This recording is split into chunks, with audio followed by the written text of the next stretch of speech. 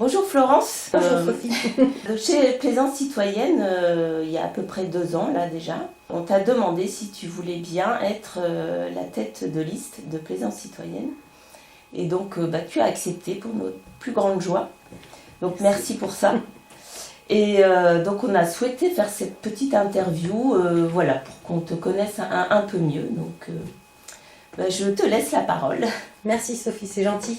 Donc ça tombe bien parce qu'à un mois du premier tour des élections et au moment où notre programme, le programme de la liste Plaisance Citoyenne commence à être distribué dans les boîtes à lettres, je trouvais que c'était intéressant de faire un petit point de synthèse justement sur la liste Plaisance Citoyenne et sa façon de travailler et ce qu'elle propose. Depuis les élections de mars 2020, donc moi je suis élue. Je suis conseillère municipale et conseillère communautaire à l'agglomération du Grand Ouest toulousain. Et je suis dans l'opposition donc à M. Guyot et M. Pellegrino qui, en 2020, avaient été élus ensemble dans une même équipe.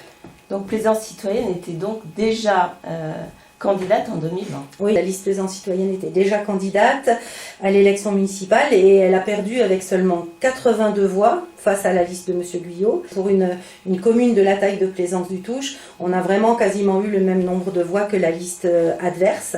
Donc en fait, pendant les 6 années où nous avons été élus dans l'opposition, donc on était 8.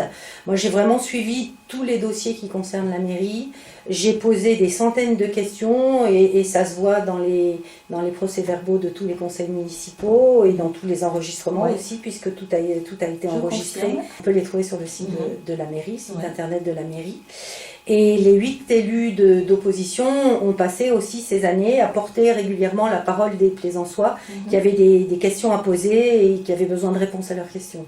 Aujourd'hui, Plaisance Citoyenne se présente aux citoyens de Plaisance voilà, pour les futures élections. Aujourd'hui, Plaisance Citoyenne est une liste qui se présente donc pour les élections municipales des 15 et 22 mars prochains. Je suis la tête de liste, comme tu le disais, de Plaisance Citoyenne. Et donc, ça veut dire que si nous gagnons, je serai maire de Plaisance.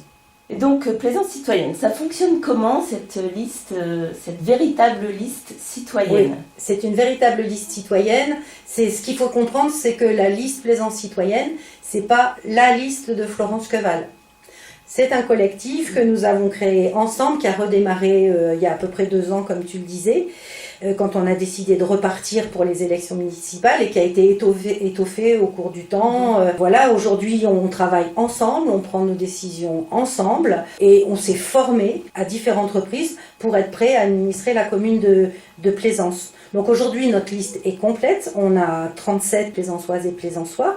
Notre programme vient de sortir de l'imprimerie, donc voilà, il est actuellement distribué dans toutes les boîtes à lettres de Plaisance. Tout ce qui est présenté dans ce programme est vraiment très concret.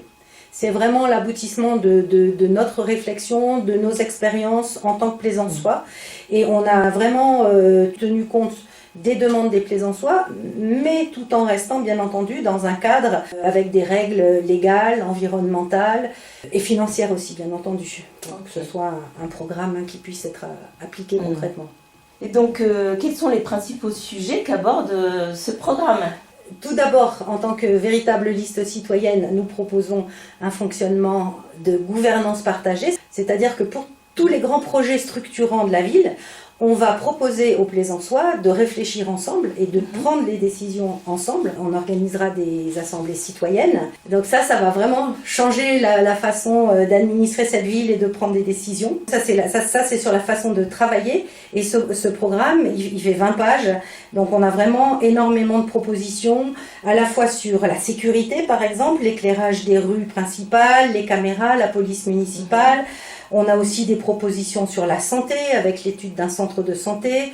On a travaillé aussi sur la collecte des déchets, sur la protection de la végétalisation du centre-ville, sur la protection des terres agricoles, sur la rénovation des bâtiments publics municipaux. Et on se dit que, bon là, on a la mairie à refaire, on a les gymnases à réparer.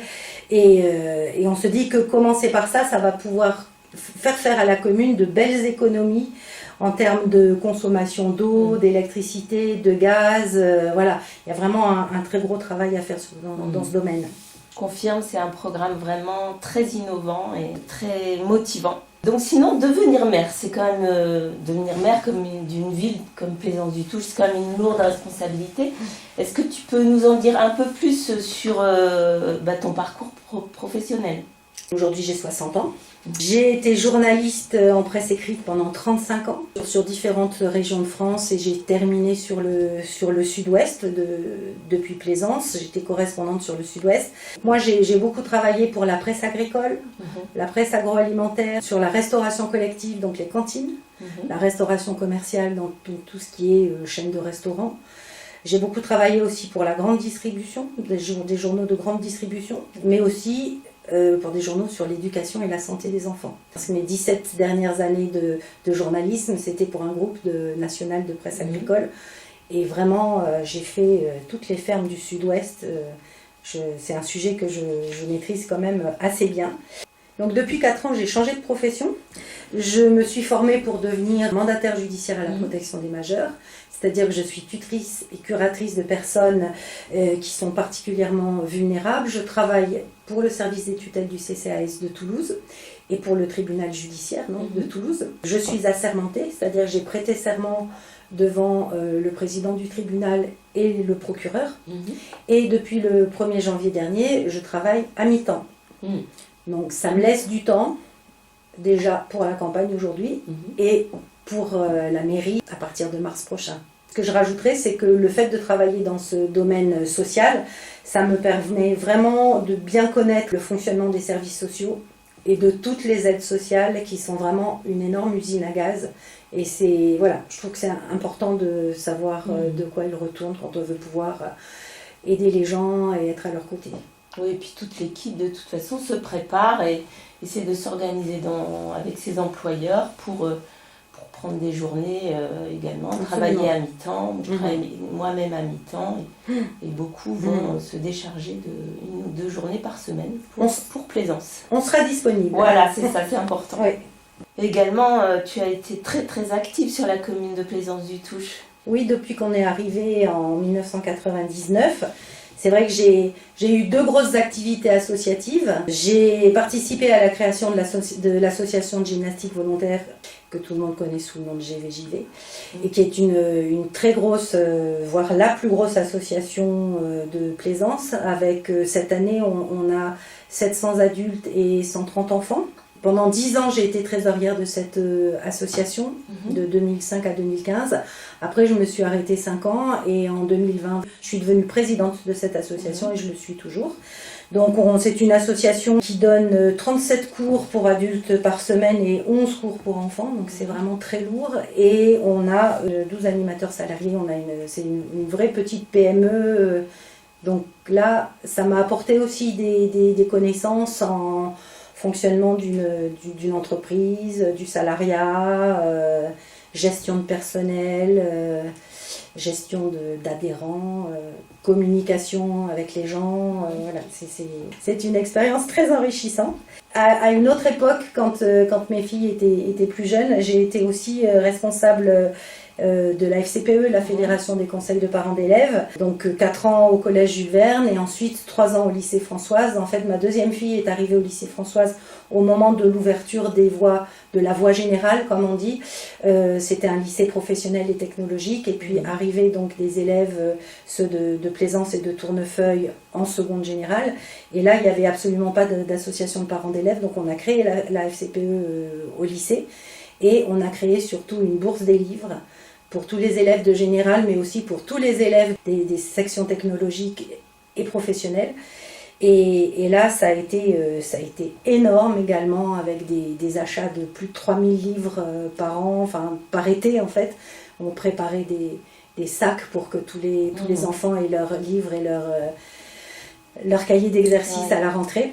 Et ça a été une merveilleuse expérience aussi, ces 3 années au lycée. Bon, bien entendu, tout ce travail, c'est un travail bénévole. Tout ça, c'est des heures de bénévolat, mais que j'ai adoré faire, que j'adore toujours. Ce qui m'intéresse, en fait, c'est m'occuper des gens. C'est ce qui me motive aussi pour gagner ces élections en mars prochain. Je confirme vraiment ça, que tu aimes vraiment les gens, tu aimes le vivant en fait, la nature, les animaux, les êtres humains et également je dirais que tu as une force de travail incroyable, donc on est vraiment ravis que tu sois à la tête de liste de Plaisance Citoyenne et la future maire de Plaisance. Merci d'avoir accepté cette interview, Florence. Merci Sophie, c'est super. Merci.